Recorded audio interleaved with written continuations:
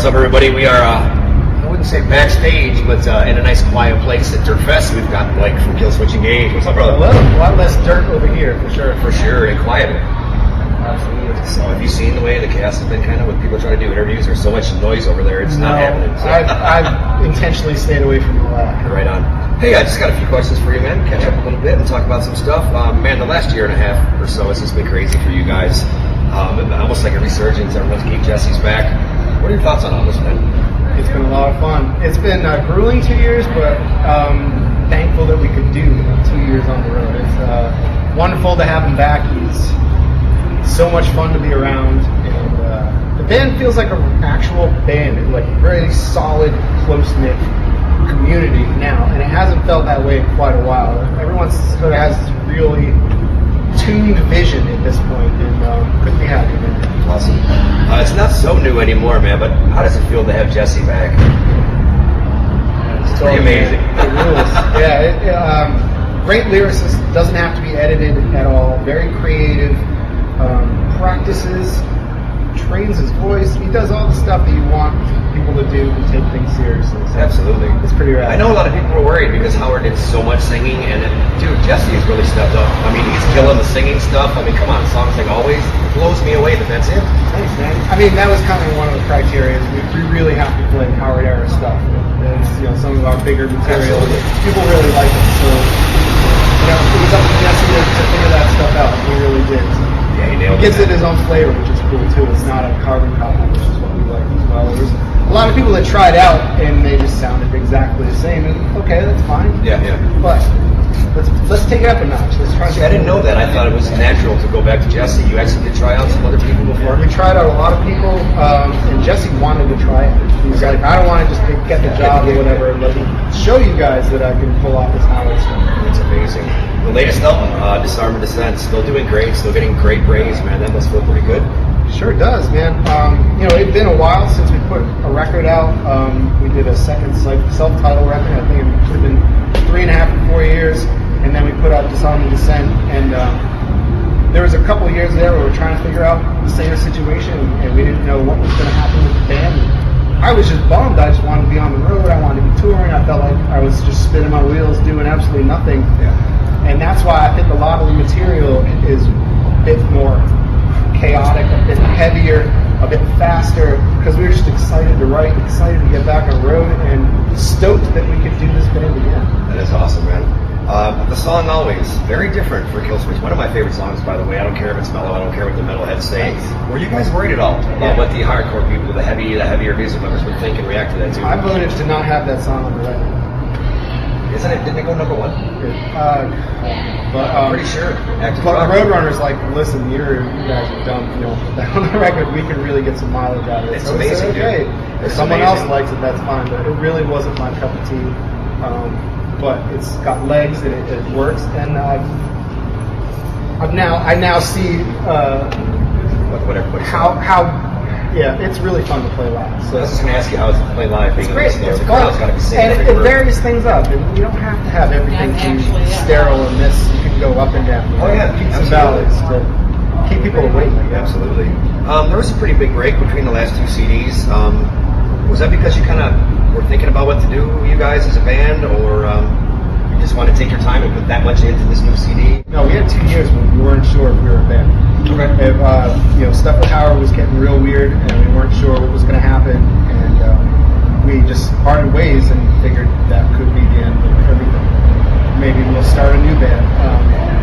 But our management talks sense into this.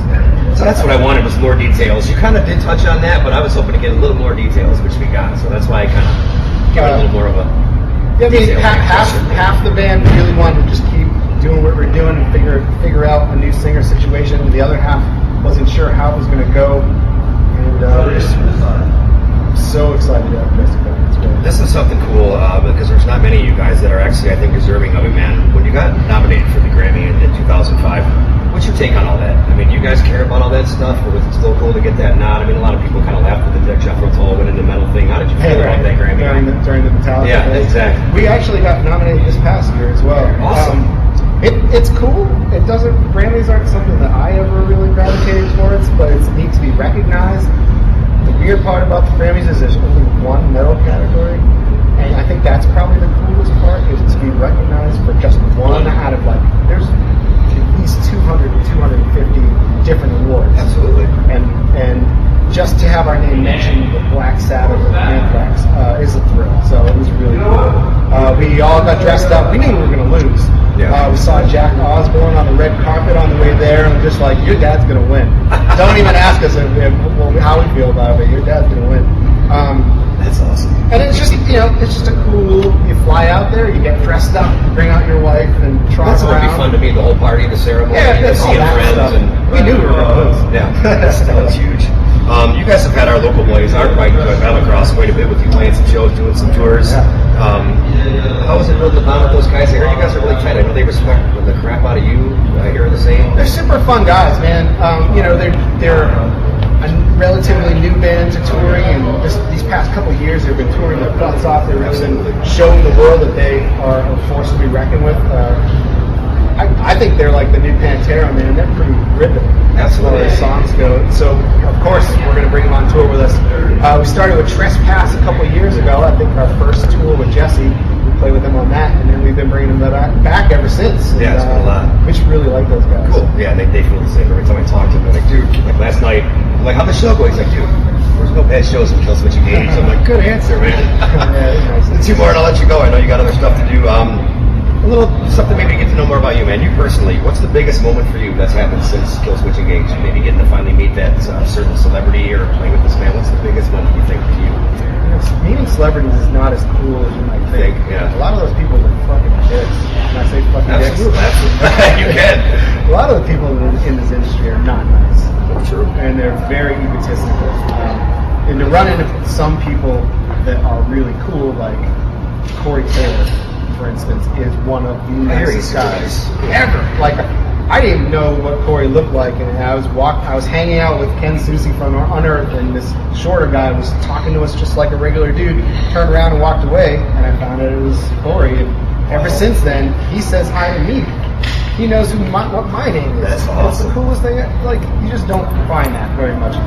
But like a really cool highlight for me would be playing Wacken Festival in Germany, which is like a really, really metal, so metal, like fat biker guys wearing leather shorts and leather vests and beer gut and huge beards type of metal, like throwing beer cans at people and stuff like that. We were sandwiched in between two of my favorite bands, At the Gates reunion and the Carcass reunion.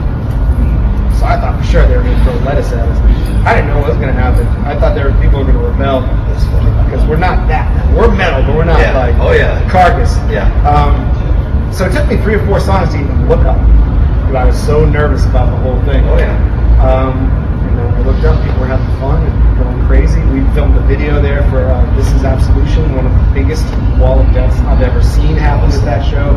And it turned out to be one of the greatest times ever. I wish we could play again. We haven't been invited back since. So we didn't play. That's huge, though. And then one more. I will let you go, man. If you could pick any band, past or present, and be bass player for that band, who would it be? I would love to just see the original lineup of Danzig for the first 4 records, just playing, let alone never mind play bass for them. Yeah. I would play The Cure for sure. I would play. I'm actually a Cure fan too. I would play in Caius. That would be rad. Cool. Excellent. All right, guys, hanging out with Blake. Killswitch Engage, man, out at Dirtfest. Thank you, brother. Yeah.